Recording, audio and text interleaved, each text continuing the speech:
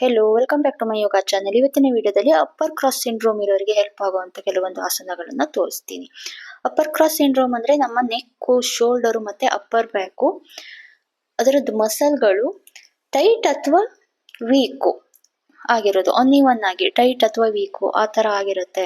ಅಥವಾ ತುಂಬಾ ಹೊತ್ತು ಕೂತು ವರ್ಕ್ ಮಾಡೋರಿಗೆ, ಮೊಬೈಲ್ ನೋಡಿ ಈ ತರ ತಲೆಯನ್ನ ಮುಂದೆ ಬಗ್ಗಿ ಕೆಲಸ ಮಾಡೋರಿಗೆ, ಪೋಸ್ಚರ್ ಕರೆಕ್ಟ್ ಮಾಡ್ಕೊಬೇಕು ಅನ್ನೋರಿಗೆ ಹೆಲ್ಪ್ ಆಗುವಂತ ವಿಡಿಯೋ.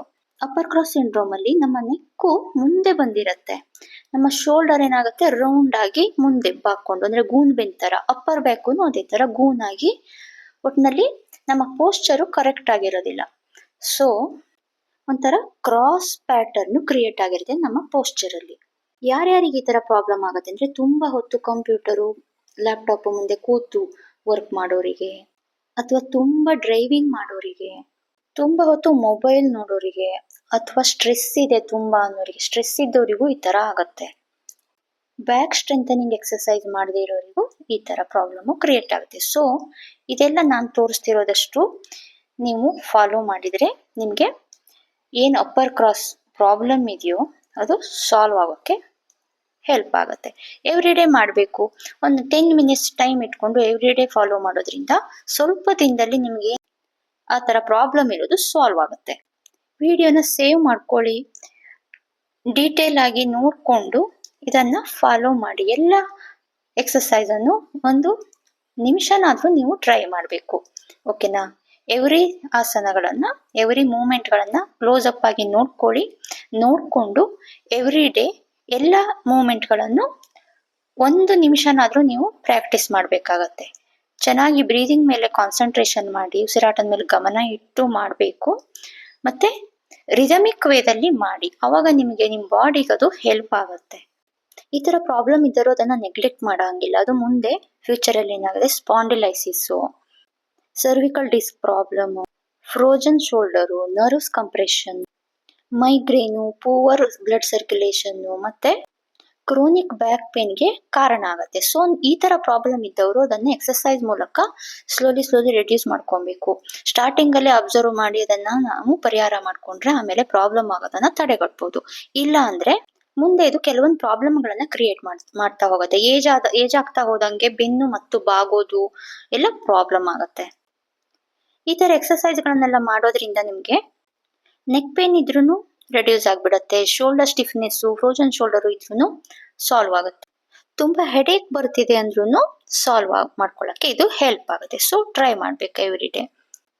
ನಿಮ್ಗೆ ಈ ತರ ಪ್ರಾಬ್ಲಮ್ ಇದೆ ಅಂತ ಕಂಡಿಡ್ಕೊಳ್ಳೋದು ಹೇಗೆ ಅಂದ್ರೆ, ನಮ್ಮ ಶೋಲ್ಡರು ಮತ್ತೆ ಇಯರ್ ಅನ್ನ ನೋಡ್ಬೇಕು. ಶೋಲ್ಡರ್ ಗಿಂತ ಇಯರ್ ಮುಂದೆ ಇದ್ರೆ ನಿಮ್ಗೆ ಈ ತರ ಪ್ರಾಬ್ಲಮ್ ಕ್ರಿಯೇಟ್ ಆಗ್ತಿದೆ ಅಂತ ಅರ್ಥ. ಶೋಲ್ಡರು ಮತ್ತೆ ನಮ್ಮ ಕಿವಿ ಎರಡೂನು ಒಂದೇ ಸಮ ಇರಬೇಕು. ಶೋಲ್ಡರ್ ಗಿಂತ ಕಿವಿ ತುಂಬಾ ಮುಂದೆ ಬಂದ್ರೆ, ಅಂದ್ರೆ ನಮ್ಮ ನೆಕ್ಕು ಮುಂದೆ ಬಾಕೊಂಡಿದ್ರೆ ನೀವು ಗಮನ ಕೊಡಬೇಕು ನಿಮ್ಮ ಪೋಸ್ಚರ್ ಬಗ್ಗೆ ಅಂತ ಅರ್ಥ. ನೀವು ಪ್ರಾಕ್ಟೀಸ್ ಮಾಡ್ತಾ 7 to 10 ಡೇಸ್ ಅಲ್ಲಿ ನಿಮಗೆ ಅದೇ ರಿಸಲ್ಟ್ ಸ್ಲೋಲಿ ಗೊತ್ತಾಗ್ತಾ ಹೋಗುತ್ತೆ. ಆಮೇಲೆ 3 to 4 ವೀಕ್ ನೀವು ಕಂಟಿನ್ಯೂಸ್ ನೀವು ಮಾಡೋದ್ರಿಂದ ನಿಮ್ದು ಪೋಸ್ಚರ್ ಏನ್ ಪ್ರಾಬ್ಲಮ್ ಆಗಿದೆಯೋ ಅದು ಸಾಲ್ವ್ ಆಗ್ತಾ ಹೋಗುತ್ತೆ. ಆಮೇಲೆ ನೀವು ಲೈಫ್ ಲಾಂಗ್ ಕಂಟಿನ್ಯೂಟಿ ಇಟ್ಕೊಂಡ್ರೆ ಒಳ್ಳೇದು, ಓಕೆನಾ?